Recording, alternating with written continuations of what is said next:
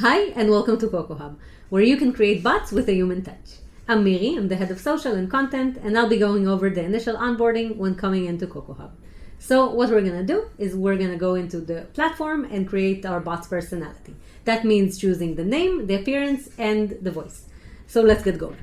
Right here, we're going to click the button that says create your first bot. Okay, now let's choose an avatar.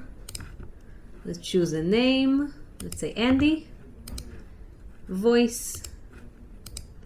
Now let's test our bot. So let's click video and let's choose a scene. That's the virtual room your character is going to be in.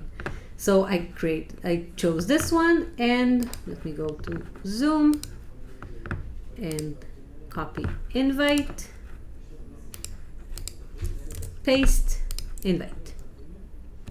And now we're going to wait for our bot to join the conversation. Hey, I'm Andy, your bot, and I'm here to help you create and manage my content. Another option is to test it right here using text.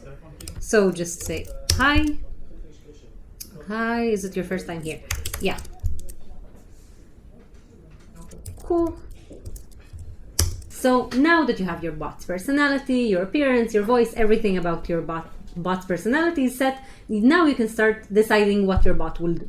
How will you do that? By connecting a component to your bot's brain. So we're going to click connect, and you have two options here. Next time we'll do a deep dive into how to create your component on the builder.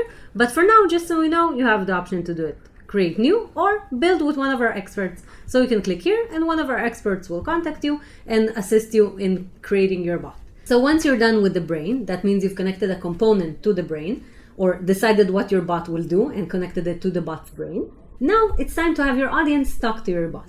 So now you click on channels, click connect. And here you have a wide range of options. You have video and voice and text options. Just choose where you want to publish your bot.